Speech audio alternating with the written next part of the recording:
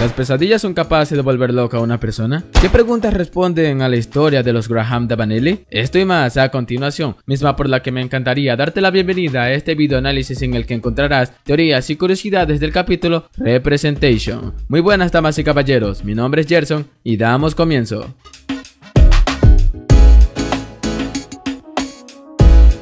El capítulo inicia con Adrien y Kagami en habitaciones separadas viendo las noticias sobre falsas palabras que respondieron en entrevista. Por un lado, Kagami era visitada por Argos con tal de pasar tiempo juntos y otro propósito del que se hablará posteriormente. Adrien, por el mismo lado, se transforma en Cat Noir para luego ascender a Astro Cat e ir a París con la finalidad de revelarle a Mari su identidad secreta. El primer detalle que se puede extraer en esta primera escena es el presentador de noticias pronunciar God Save the Queen, que en Inglaterra se utiliza como un saludo o expresión de lealtad hacia el monarca reinante. También es el himno nacional del Reino Unido y se conoce comúnmente como God Save the Queen or King, dependiendo del género del monarca en el momento. Esta expresión refleja el deseo de protección divina y buenos deseos hacia el monarca y su reinado. Se utiliza en ceremonias oficiales, eventos patrióticos, así como en ocasiones especiales relacionados con la monarquía británica. Este himno ha sido utilizado desde el siglo XVIII y es un símbolo importante de la identidad y tradición británica. Es cantado por el público en ocasiones como el Día de la Reina, el cumpleaños del monarca o eventos nacionales significativos. Es importante destacar que esta expresión se utiliza específicamente en el contexto adecuado del Reino Unido y su monarquía constitucional. En otros países pueden existir expresiones similares adaptadas a sus respectivas monarquías o sistemas políticos. En el bloque de noticias internacionales se desvela que en París se suscitarán las elecciones en busca del nuevo alcalde o alcaldesa de París, debido a que Kalin fue incentivada a postularse a la alcaldía contra el señor Armand, el maestro de esgrima de Adrien. De antemano sabemos que esta no es la primera vez que lo vemos competir por el puesto de la alcaldía, demostrando cuán acérrimo es en querer alcanzar a dicho poder, pero el misterio y el problema está en que, como no sabemos mucho de este personaje, desconocemos por obviedad sus intenciones con París una vez que ascienda al poder. A pesar de que su derrota sea clara con spoilers que semanalmente la empedernida comunidad suele compartir, Armand d'Agincourt, espero haberlo pronunciado bien, tiene un antepasado. A partir de tales enseñanzas, él rige su vida firmemente con esos ideales, los de Darkblade, no su forma comatizada, sino su propio antepasado. Desde tiempos inmemorables, Darkblade conquistó París y la gobernó con puño de hierro. Su derrocamiento es irrelevante. Él mencionó la curiosa frase de gobernar con puño de hierro. Esta idea implica un enfoque autoritario que no tolera la oposición, suprime las libertades civiles, limita los derechos individuales y ejerce un control estricto sobre todas las áreas de la sociedad. El líder que gobierna con puño de hierro puede utilizar la fuerza militar, la represión política, la censura, la persecución de disidentes y otras tácticas para mantener su dominio y evitar cualquier forma de disidencia o resistencia. Es importante destacar que gobernar con puño de hierro es una expresión figurada que describe un estilo de liderazgo y no implica necesariamente el uso literal de la violencia física. Se refiere más a un gobierno que muestra un control y poder implacables, sin tener en cuenta la voluntad o el bienestar de la población. Si bien Armand sigue estos ideales de su antepasado y por ende cabiendo la posibilidad de que haya revelado esto en su candidatura anterior, estos ideales de manera disfrazada, o el que Andrés se haya encargado en exponerlo en aquellos días electorales, no es de extrañar que haya perdido las elecciones anteriores con un porcentaje bajísimo en votaciones, sabiendo que la forma de gobierno de París es más democrática y menos opresora. En las noticias se muestran a Adrien y Kagami llegando a Londres siendo la pareja más cotizada del momento. El error está aquí que Adrien partió una vez que Mari vino a tratar de socorrerlo. Las grandes cadenas nacionales tienen el afán de vender amarillismo con tal de ganar más rating en audiencia, por lo que esta noticia o bien es un error técnico en el desarrollo de este capítulo o es obra de una inteligencia artificial dentro de la serie que, en el mundo de Miraculous, ya está más el avistamiento de estas redes, dado que Gabriel busca convencer a la gente sobre el falaz amor que Adrien y Kagami tienen con tal de hacer de sus empresas más poderosas de la que ya son. Además, Tomo es más estricta con su hija, por lo que no es de extrañar que haya enviado a su hija a Londres mucho antes que Gabriel a Adrien. Sí, damas y caballeros, el Feligami se canonizó aún más con estas interacciones, aunque se veía venir. Es increíble pensar que no todo tiene que girar en torno a los personajes principales. El punto de todo esto está en que Felix y Kagami han tenido estas interacciones desde antes, solo que el misterio está en el cómo pudo suceder esto. El fortalecimiento de esta relación amorosa no tiene que basarse plenamente en la distancia cuya asociación se le da a chatear por redes sociales, por lo que Felix bien pudo haber estado saliendo de Londres e ir a París frecuentemente con tal de visitar a Kagami, lo cual eso explicaría la ausencia de ambos desde el capítulo de Pretension. Para poder explicar esta problemática problemática respecto a lo de su madre, Amelie de antemano sabe sobre la identidad de su hijo y de sus capacidades, por lo que dejaría ir a visitar a Kagami durante ese lapso de tiempo, porque como madre quiere dejar a su hijo experimentar lo que es el amor en su esencia, siendo ella testigo de la reclusión emocional de la que su hijo tuvo que vivir toda su vida. Y es curioso que en esos intervalos de visitas a París, Ladybug o Cat Noir no hayan detectado su presencia con el poder de los Kwami, el cual es detectar el aura de estos, cosa que lo dejaré a criterio de ustedes.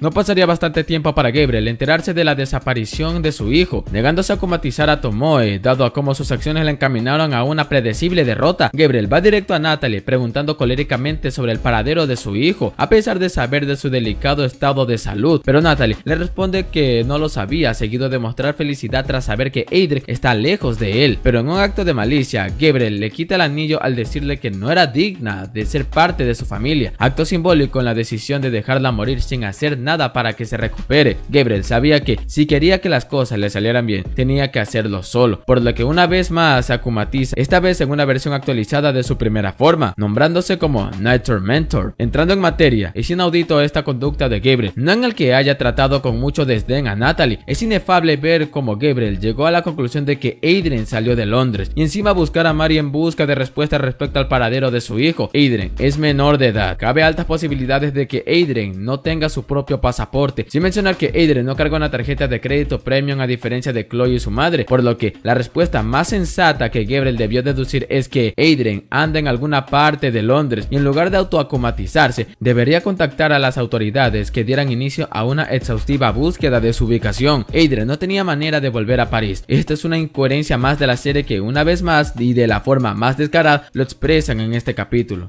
Cat Noir logra llegar a París sin notar que Mari estaba siguiendo a un espejismo del que Félix actuó como aquello. Al ascender al lugar de la fiesta de fin de año, escucha a sus compañeros mostrarse tristes por el hecho de que Adrien nunca haya compartido este atenazador problema en su vida, cuya disposición estaría en ello en ayudarlo. De pronto, Night Tormentor aparece en escena exigiendo la ubicación de Mari para saber la ubicación de Adrien. Como prueba de no estar bromeando, usa su flauta para someter a las pesadillas más profundas de Rose y Yuleka, pero Cat Noir lo enfrenta enfatizando cuán mal padre es al optar esa irracional conducta. Night Tormentor no tenía tiempo para luchar, por lo que se va. Asimismo, Cat Noir siguiendo su pista. Si bien Adrien no le pudo decir a Mari acerca de su situación, peor a su círculo social, Adrien tomó esta decisión por miedo a la interacción que su padre tomaría si se enterase que los amigos de su hijo, o sea él, se oponían a su decisión de mandarlo a Londres. Adrien ha sido testigo de las atrocidades que su padre es capaz de cometer con tal de verlo a él haciendo lo que le pide, es decir, cumplir sus expectativas, por lo que teniendo en cuenta cuán acérrimos son sus amigos, lo más sensato para él es no hacer que su padre los condene a un destino peor de lo que puede imaginar, ya que al ser un hombre poderoso, sus contactos se desharían de aquello que él considera un problema. El poder de Night Tormentor es un parecido al de Sandboy. La amplia diferencia está en que las pesadillas que la víctima experimenta es interna en lugar de que ellas se manifiesten en carne propia. La ventaja encima del poder de Sandboy es que se podía deshacer de esas pesadillas si se la enfrenta,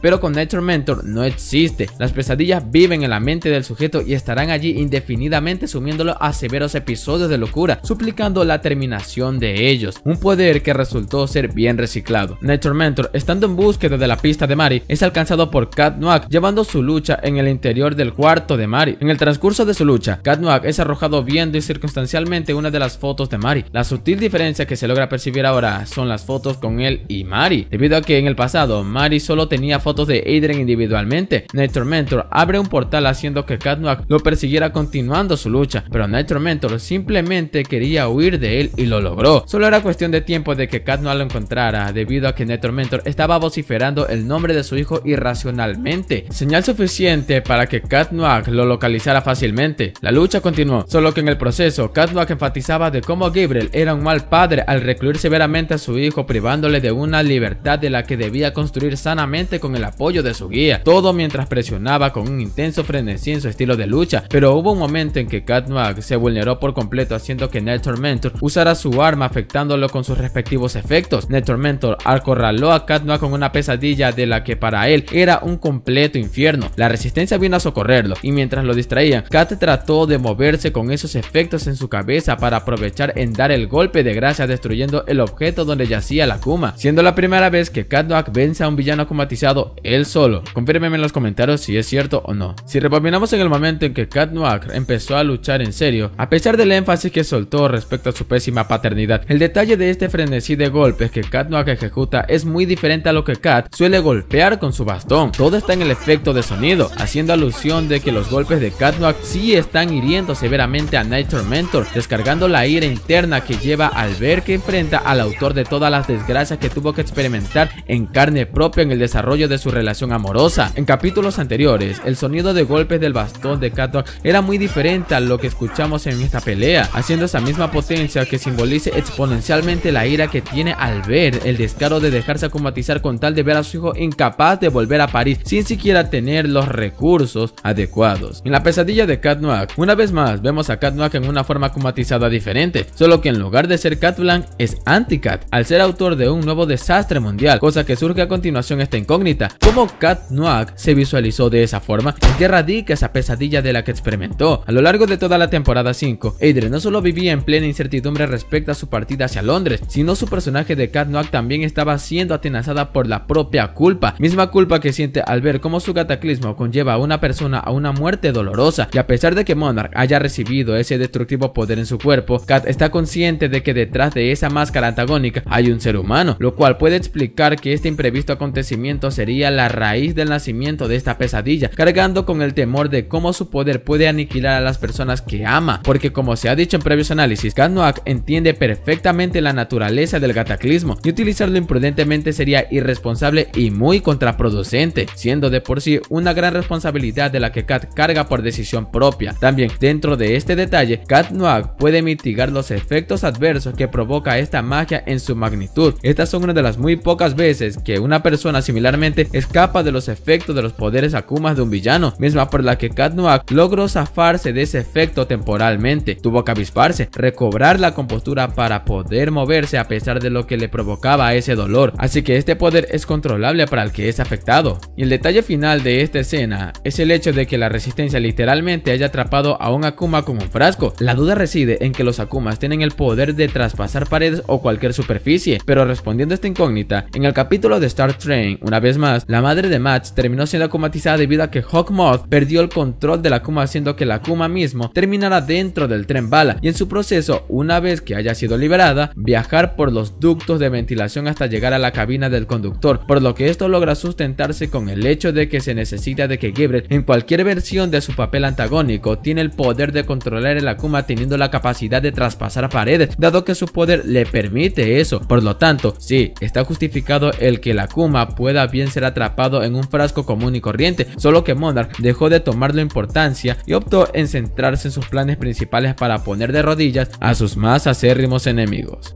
Cuando todo terminó, en el amanecer, Cat Noir personalmente va a la casa de Mari listo para revelarle su identidad, pero fue esa fugaz imagen del desastre mundial que podía ocasionar si mete la pata por ese instintivo deseo de revelar su identidad con tal de mostrarse transparente como persona, pero simplemente se fue. Se sabe que en el pasado se ha respondido esta incógnita, pero hay que replantearnos, ¿realmente Cat Noir debe revelar su identidad secreta en estas circunstancias? El capítulo de Cat Blanc resulta ser una viva prueba de lo que sus mentes enamoradas pueden dejar al aire evidentes pistas respecto a sus identidades secretas. Este descuido fue lo que dictaminó el fin del mundo en una línea temporal alternativa que Bonnet tuvo que corregir con ayuda de Ladybug. Si Ladybug reveló sin querer su identidad en Cat Blanc, lo que conllevó la aparición de Bonnet, entonces las probabilidades de que Bonnet reaparezca con esta acción que Cat Noir iba a ejecutar habrían sido altas, porque Bonnet dejó en claro que la mantención de sus identidades secretas es un evento canónico que no encamine a dicha línea de tiempo a un final muy indiscriminado. También se puede ver en esta paradoja como algo temporal, porque si bien Hawkmoth fue el detonante de este destino del que fuimos expectantes en desencadenarse, entonces su final como tal es un factor necesario para que Cat Noir revele con tranquilidad su identidad sin condenar dicha línea temporal. Emily de propia boca revela que Gabriel es un hombre muy persistente en sus objetivos, por lo que su final está más que marcado, haciendo que su permanente ausencia sea necesaria. Como siguiente punto a tratar, si Cat Noir revelara su identidad a Mari, daría un giro de 180 180 grados en su relación. Los protagonistas han madurado de un modo u otro y utilizarían esas experiencias para ingeniárselas para inventar esa conducta clave que ellos entenderían si piensan vivir sabiendo quién es el otro. La pesadilla que Adrien tiene como tormento puede ser un elemento clave en el proceso de pensar paulatinamente en estar decidido en querer revelar su identidad de una forma más dirigente y formal, claro, pero sobre todo en un momento necesario, y no en uno en el que puede percibirse desde lejos el hedor del fanservice. Por lo tanto, la ausencia de Gabriel, la forma en que afectaría su relación y la pesadilla latente en su cabeza son factores sustanciales para que la revelación de la identidad de Cat Noir hacia Mari tenga más verosimilitud y credibilidad, preservando la coherencia episódica sin volverla forzada, porque indagando los cómics independientes que el fandom ha hecho respecto a esta situación es algo que parcialmente el fandom desea ver en los protagonistas, ver que sus identidades sean reveladas y ver sus reacciones en el proceso. La ausencia de las mariquitas de Ladybug fue lo que no deshizo los males en la cabeza de Cat Noir. En el mismo capítulo de Destruction, Ladybug tuvo la imposibilidad de usar el objeto de su Lucky Charm para restaurar el daño provocado por Cat Noir, debido a que Monarch Beta usó el viaje para escapar junto al objeto después de recibir tremendo cataclismo para huir, por lo que el Lucky Charm tiene una forma de percibir los daños provocados por la magia de un Miraculous de cualquier tipo en el tiempo reciente que los daños se están causando, por lo que el tiempo que se pasaría no sería el suficiente para que Ladybug pudiera restaurar con tranquilidad la mente de su compañero, siendo condenado a ver esas atroces imágenes toda su vida. Y dependiendo de cómo se vea la pesadilla, las probabilidades de que Cat Noir se vuelva loco por este efecto son de 50%, pues no solo Cat Noir vive este destino, sino también Rose y Yuleka, quienes también fueron afectadas por el arma de Night Tormentor, teniendo las mismas posibilidades de sufrir el mismo destino que Cat Noir. A pesar de que Lucky Charm no pueda restaurar estos efectos, ¿existe otra alternativa para deshacer este mal en su esencia? Más que deshacer, lidiar con ello. Existen personas que volvieron a ser los seres acomatizados que debutaron en París, por ende Gabriel podría volver a acomatizarse en Night Tormentor y deshacer este mal por voluntad propia, ya que al momento de que haya disparado su poder a Rose y Yuleka, él suelta un diálogo revelando que podía deshacer el efecto si decía la ubicación de Mari,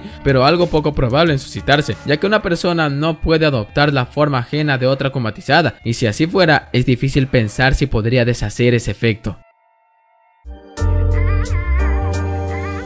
La fiesta de fin de año escolar es todo un éxito dada la planificación ejecutada por Mari, pero la única cosa que le hacía falta a Mari era la presencia de Adrien, ya que ella de algún modo sentiría poder hacer algo para evitar la partida de Adrien rumbo a Londres. Al ir a la fiesta recibió una calorosa bienvenida por parte de sus amigos por ser una gran anfitriona de la luminiscencia de tal acontecimiento social. Consiguientemente, Argos y Kagami descienden a una distancia discreta a discutir lo mejor respecto a la situación que Mari estaba viviendo. En un punto de sus palabras se revela que ambos ya sabían la identidad secreta de Mari a causa de Kagami propia, quien escuchó discretamente sobre ella cuando Mari vivía episodios de negación respecto a Adrien, así que Argos tuvo la idea de copiar la apariencia de Adrien para atraer a Mari, quien logró verlo a la fiesta mientras ella se mostraba evasiva emocionalmente, tratando de alcanzar aquel espejismo que Felix fingía ser. Kagami es un ser muy cauteloso, por lo que el ver la manera en que sorprende a Mari y a Alia discutiendo sabiendo que algún punto no lejano de su conversación se mencionó por boca de Mari que ella era Ladybug relacionada a sus problemas sociales de las que padecía, Kagami no compartió este secreto que valía millones al mundo porque el personaje de Ladybug no le hizo nada. Al saber la identidad de Ladybug siendo pronunciada por boca de Mari, Kagami entendió por qué Mari era tan insegura y perfeccionista con lo que hacía con tal de no quedar mal con los demás, lo que explica mucho los constantes silencios de Kagami cada que interactuaba con Mari, porque empezó a ver desde otra perspectiva a Mari desde que adoptó el manto de Ladybug y el peso emocional y de responsabilidad que conllevaba cargar, lo que explicaría también por qué Kagami empezó a ausentarse desde su penúltima aparición en esta temporada, que es en el capítulo de Pretension, con tal de no peligrar la vida de una de sus mejores amigas, acción misma que Luca optó al enterarse que Monarch sabía por coñazo propio que supo que Luca sabía la identidad de Ladybug. Respecto a las razones del por qué Felix y Kagami decidieron ayudar a Mari, tales razones por las que decidieron ayudar a Mari se explica a nivel biológico, la atracción, el vínculo y la conexión que resulta ser una consistente relación en la que los individuos atraídos sienten la necesidad de estar juntos, son impulsados a resolver el conflicto para perpetuar su amor. Por cuán egoístas sean las razones, Felix y Kagami actúan a base de sus propios instintos de naturaleza. Si les convenía que Ladybug deba recuperar fuerza para luchar en contra de aquellos que quieren privarlos de su amor, entonces recurrir a tales acciones son razones más que suficientes para ellos. Omitiendo el hecho de que Nathaniel y Mars se estaban acariciando y el hecho de que también sea canon, una de las cosas que no tiene sentido en esta escena es cómo Felix puede caminar a la velocidad que Mari corre, porque bien se sepa, él se destransformó y por ende transformarse y destrozar transformarse sería algo contraproducente en lo que respecta a traer a Mari al lugar donde querían atraerla.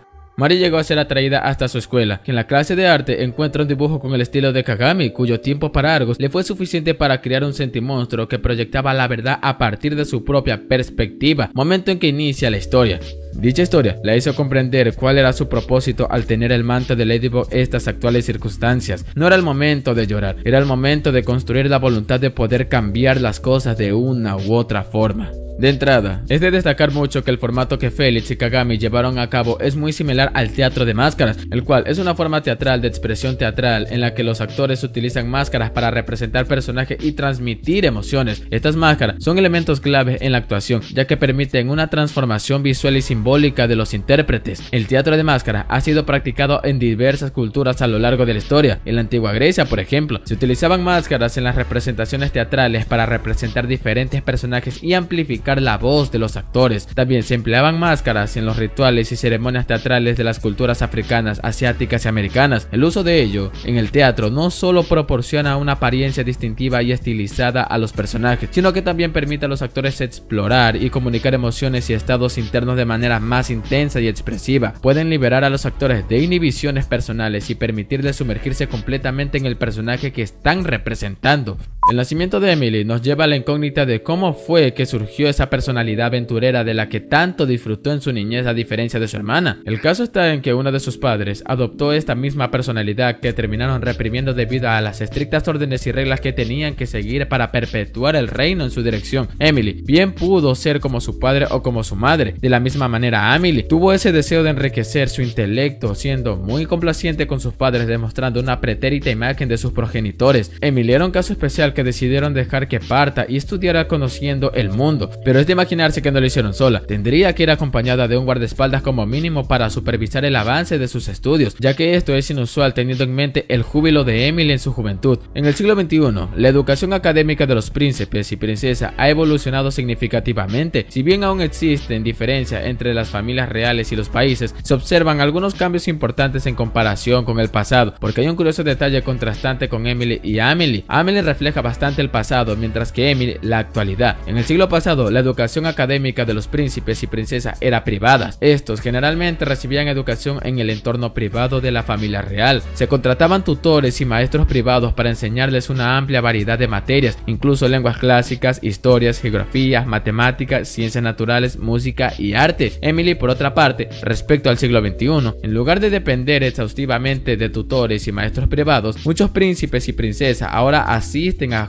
escuelas formales, pueden estudiar en colegios privados de élite, internados o incluso en instituciones públicas, dependiendo de las preferencias y circunstancias de la familia real, por lo que Emily fue enviada a una de esas escuelas. El siguiente detalle en tratar es su enamoramiento hacia Gabriel. Hay que ser claros, Gabriel tiene un pasado del que no le gusta hablar y lo ha demostrado ante viejos amigos. Gabriel tuvo que poner de su parte para poder enamorar a Emily, porque esa conducta vulgar no iba a atraerla, por lo que paulatinamente Emily vería algo en él que le impulsaría a renunciar a su venidero cargo como próxima reina de Inglaterra. Espero equivocarme también. Si bien era talentoso creando prendas, era cuestión de tiempo para que su trabajo lo hiciera famoso. Tener un hijo siempre es un modo de querer completar la felicidad de una pareja. Generalmente la mujer es la que suele tener la iniciativa en pedir directamente querer tener uno. La biología juega un papel importante en el deseo de concebir un bebé. A medida que las mujeres envejecen, su fertilidad disminuye y la ventaja de oportunidad para concebir se reduce. Esto puede hacer que algunas mujeres sientan la presión de tener un hijo antes de que sea demasiado tarde biológicamente. También, el instinto maternal es una fuerza natural que algunas mujeres experimentan, independientemente de su edad. Pueden sentir un fuerte deseo de tener un hijo y experimentar la maternidad, incluso en una etapa posterior de sus vidas. Es importante destacar que el deseo de concebir un bebé en mujeres mayores en matrimonios puede variar ampliamente y depende de factores individuales y circunstancias personales. Cada mujer tiene sus propias motivaciones y decisiones en relación con la maternidad, y es esencial respetar su autonomía y tomar decisiones basadas en sus propias necesidades y deseos. En cuanto al matrimonio de Emily y Colt Fathom, este matrimonio arreglado se debe a que los matrimonios reales a menudo se utilizan como una forma de fortalecer alianzas entre diferentes reinos o familias nobles. Estos matrimonios pueden tener un impacto significativo en la paz, la seguridad y la estabilidad de las naciones involucradas, así como en el equilibrio de poder regional. En muchas monarquías, el matrimonio de las princesas está influenciado por la necesidad de asegurar una línea de de sucesión estable, pudiendo garantizar la continuidad de la dinastía real y evitar conflictos sucesorios. Algunos matrimonios reales se han arreglado con el objetivo de unir territorios o asegurar riqueza y recursos. Estas alianzas matrimoniales pueden ayudar a consolidar el poder económico y territorial de la familia real y beneficiar al reino en términos de influencia y control. Otro punto que separa los matrimonios reales arreglados también está la ley de los reyes, también conocido como ley sálica o ley de sucesión. Este es un principio histórico que establece la exclusión de las mujeres de la línea de sucesión al trono en ciertos sistemas monárquicos. Esta ley se basa en la idea de que solo los hombres pueden heredar el trono y transmitirlo a sus descendientes varones. Según esta, si un monarca fallece sin tener hijos varones, la corona pasa a un hermano o a otro pariente masculino en lugar de ser heredada por una hija o cualquier mujer de la familia real. El propósito principal de esta ley era garantizar la continuidad de una línea de sucesión masculina y evitar conflictos y disputas sucesorias. Se argumentaba que los hombres eran más considerados más aptos para gobernar y liderar, mientras que las mujeres eran excluidas debido a su género. En términos simples, la ley sálica es un principio histórico que excluía a las mujeres de la línea de sucesión al trono en ciertos sistemas monárquicos. Sin embargo, con el tiempo, muchas monarquías han adoptado reformas para permitir la igualdad de derechos en la sucesión al trono, reconociendo el papel igualitario de las mujeres en la sociedad y en la realeza. Casi del mismo modo, los Graham d'Abanili seguían este principio en buscarle un caudillo, quien como Colt Fulton, un líder carismático y autoritario que ejerce un gran poder y control sobre un grupo de seguidores, generalmente en el ámbito político o militar, lo que lo hacía muy influyente y poderoso. Conveniencia para los Graham d'Abanili para que su hija se matrimoniara con este personaje cuya identidad aún se desconoce. Además, el nombre de Fulton hace obvia referencia a la icónica arma corta Colt 1911, que es una pistola semiautomática diseñada por el inventor estadounidense John Browning y fabricada por Colt Manufacturing Company. Fue adoptada oficialmente por el ejército de los Estados Unidos en 1911 y se convirtió en una de las pistolas más icónicas de la historia y misma que hace énfasis el papel que ejecuta en su ámbito más empedernido.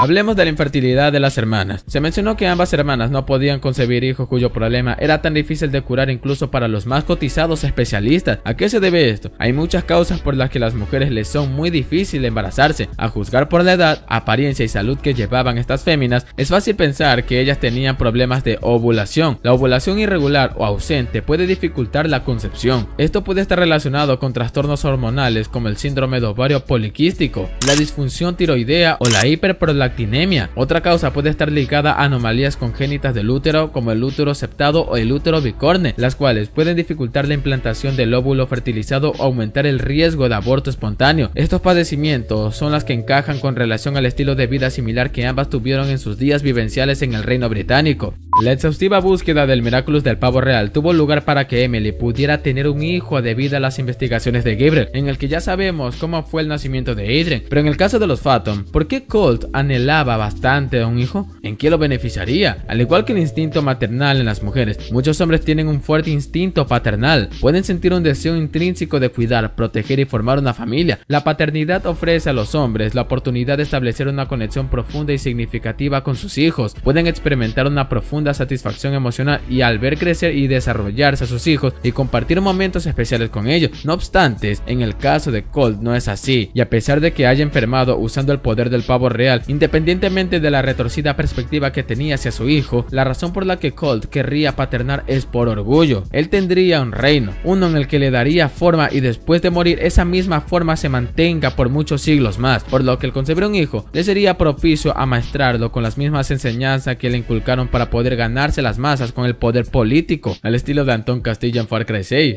Con respecto al mejor caballero, Natalie encaja con ese perfil, pero las fotos de las búsquedas del Miraculous del pavo real indican que ella fue contratada mucho antes de que Gabriel le hiciera aquella propuesta a Colt de usar magia para tener un hijo. Por lo tanto, aquel gran caballero del que se refería Gabriel no puede ser nadie más que Gorilla, ya que es curioso que en la mansión Agrest haya muy poco personal asistiendo a la mansión, cosa que esto se llega a revelar cómo Gorilla terminó trabajando para Gabriel desconociendo lo que escondía debajo de su morada. Es predecible que se entraría en debate la magnitud del sufrimiento que que Felix experimentó toda su vida junto a su padre, que por el hecho de que le dijera monstruo muchas veces ya sería algo lamentablemente paupérrimo en cuanto a verdadero dolor que una persona en su niñez experimenta se refiere. Esto se desencadena debido a que hay un punto en el planeta Tierra en el que se concentra cuantitativamente una parte del fandom de Miraculous, Latinoamérica, en el que las personas saben que vivir en una tierra como esta es uno de los peores ambientes cotidianos en el que una persona tenga que residir, llegando al punto en que ello ya se vuelve una costumbre en vivir, cosa que comparar el sufrimiento con la otra persona no siempre equivale a que una es peor que la otra, ya que todo depende del modo en que una persona perciba el dolor y el sufrimiento. Niños en este mismo continente que nacieron, algunos tienen dificultades sociales, lo que los vuelve presas fáciles de los agresores, mientras que para otros es su pan de cada día. Volviendo al caso de Felix, a lo largo de la serie, Felix nos ha demostrado ser alguien muy reservado en cuanto a sentimientos nos referimos. Si bien decidió contar parcialmente esta parte de su niñez, es porque a nivel emocional y psicológico le cuesta compartir esto, porque solamente él sabe la magnitud del sufrimiento que él experimentó en esos días. En la historia narrada se contó que Colt era un hombre sin corazón. ¿Y qué hace un hombre careciendo de uno? Exacto, no solamente Felix recibía palabras hirientes, sino también era víctima de violencia intrafamiliar, y ese trato justificaría al ser producto de ese injustificado comportamiento que tuvo en su debut en la serie, más aún cuando su madre a capa y espada trató de defenderlo justificando sus actos. En psicología, la inhibición emocional puede tener efectos negativos en el bienestar emocional y el proceso de recuperación de una persona que ha experimentado un trauma. La expresión y la comunicación abierta de las emociones relacionadas con el trauma suelen ser importantes para procesar y sanar las heridas emocionales. En el ámbito terapéutico, se puede abordar la inhibición emocional a través de enfoques como la terapia cognitiva conductual, la terapia de exposición gradual o la terapia de procesamiento de trauma. Estos enfoques pueden ayudar a la persona a explorar y abordar las emociones reprimidas, superar los obstáculos que dificultan la expresión emocional y desarrollar estrategias saludables de afrontamiento. Así que esta versión de la historia de Felix, aunque sea corta, es lo suficientemente fiable para desglosarla equitativa y narrativamente para entender mejor su origen, ya que hemos de recordar que esta historia contada es desde la perspectiva de Felix y los datos y conocimiento que ha estado reuniendo a lo largo de toda su vida, sí, también implicaba la historia de toda su otrora familia. Siendo este el final del capítulo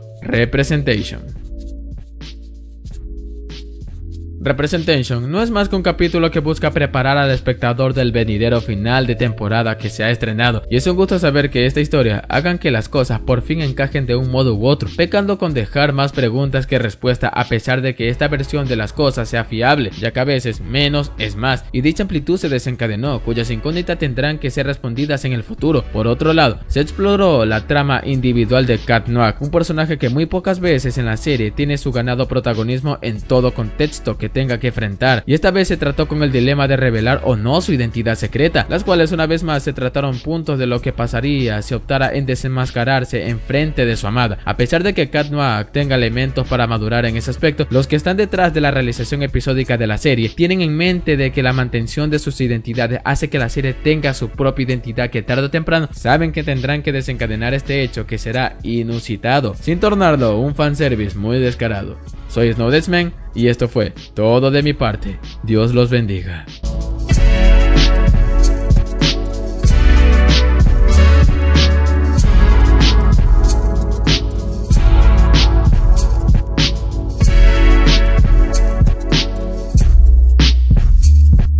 Lo que la mente del hombre puede concebir y creer es lo que la mente del hombre puede lograr.